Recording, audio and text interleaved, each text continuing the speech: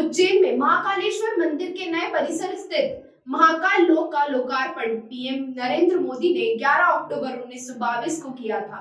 इन मूर्तियों की लाइफ 10 साल बताई गई थी, लेकिन रविवार 28 मई को उज्जैन के महाकाल लोक में तेज आंधी से सप्त ऋषियों की 7 में से 6 मूर्तियां गिर गई। घटना शाम 4 बजे की करीब की है।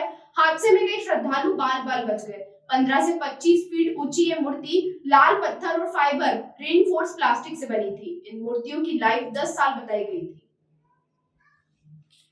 इसी को लेकर आप पार्टी राष्ट्रीय स्तर पर आंदोलन कर देश भर में भ्रष्टाचार को उजागर करेगी। 31 मई को आप पार्टी के पदाधिकारियों ने स्थानीय त्रंटाल प्रेस क्लब पर आहूत की गई प्रेस वार्ता में पत्रकारों से रूबरू होते हुए मूर्तियों में हुए भ्रष्टाचार को लेकर कहा कि यदि मूर्ति देखना हो तो संत रविदास धाम में स्थापित संत रविदास जी की मूर्ति को देखें, जिसकी कीमत मात्र 1 लाख और 40 वर्ष की गारंटी है, जबकि महाकाल लोक में लगी मूर्तियों की कीमत 40 लाख रुपए होने के बावजूद मूर्तियों की गारंटी 7 माह की भी नहीं है। यदि मैं महापौर होता तो नैतिकता के चलते इस्तीफा दे देता। आगे आपने कहा है कि आप पार्टी राष्ट्रीय स्तर पर आंदोलन करेगी और उज्जैन महाकाल लोक में हुए भारी भ्रष्टाचार को देश भर में उजागर करेगी। पत्रकार वार्ता में लोकसभा अध्यक्ष महेश मनचंदा, शहर अध्यक्ष अभिषेक शर्मा, अनुसूचित जाति विभाग अध्यक्ष भगवान खांडेकर सहित आप पार्टी के सैकड़ों कार्यकर्ता उपस्थित रहे। वहीं दूसरी ओर कांग्रेस सरकार ने शिवराज सरकार पर निशाना साधते हुए बताया कि महाकाल लोक के काम में भारी भ्रष्टाचार हुआ, घटिया क्वालिटी की मूर्तियां लगाई गई। इस मामले की जांच कराई जानी चाहिए। आप पार्टी लोकसभा सचिव संतोष वर्मा ने बताया कि शोभा ओझा का कहना है कि महाकाल लोक में 80% करप्शन हुआ। वहीं सज्जन सिंह वर्मा बोले, बीजेपी ने 97 करोड़ की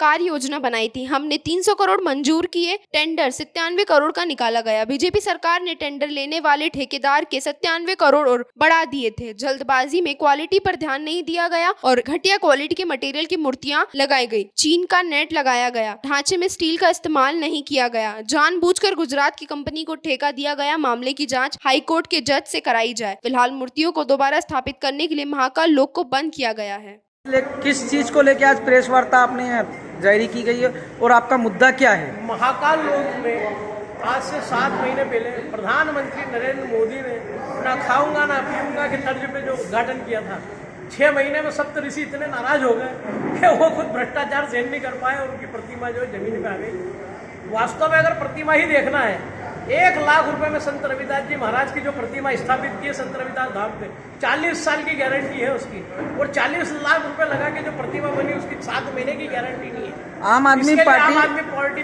विरोध करती है, आंदोलन करेगी राष्ट्रीय स्तर पे। उज्जैन में जो महाकाल मंदिर में भ्रष्टाचार हुआ उसको पूरे देश में उजागर करेगी, ताकि हमारे देश विदेश में जो हमारे शहर की जो छवि बनी हुई धर्म धार्मिक वो खराब ना हो। क्या नाम है आपका? संतोष वर्मा। देखिए, इस मुख्यमंत्री पे मध्य प्रदेश की जनता का विश्वास हट चुका है। जब तक लिखित में नहीं आ जाए, ट्वीट तो जन कौन कौन से करते रहते हैं शिवराज भैया, रोज़ उठे 2-3 ट्वीट इधर उधर के किए, उनका कोई मतलब निकलता नहीं है। लिखित में जब तक नहीं आ जाए तब तक इस व्यक्ति की बात पे विश्वास अब मध्य प्रदेश की जनता, हम तो विपक्ष में मध्य प्रदेश की जनता भी नहीं करती। देखिए, मास्टर प्लान धर्म क्षेत्र को दूषित किया है। सिंहस्थ क्षेत्र, इतना बड़ा सिंहस्थ क्षेत्र, इसे और बढ़ना था, दुगना होना था। वहाँ भूमाफियाओं और यहाँ के मंत्री जी की मिली भगत से भूमाफियाओं को पनपाने के लिए आप सैटेलाइट टाउन जहाँ बनते हैं, करोड़ों करोड़ लोग यहाँ सिंहस्थ में आते हैं, उस भूमि को आवासीय कर दिया आपने। ये पापाचार निश्चित रूप से शिवराज की सरकार अब नहीं रह पाएगी। किन लोगों पे इशारा आपका? किन लोगों पे? मैं तो सीधे शिवराज की सरकार बोल रहा हूँ ना, उनके नुमाइंदे हैं यहाँ, मंत्री मोहन यादव, परियानी भाई, पता नहीं कौन कौन भूमाफिया हैं। इनकी ज़मीनें हैं कि नहीं, या तो ये आगे बोले कि हमारी ज़मीनें नहीं हैं। कांग्रेस का क्या स्टैंड?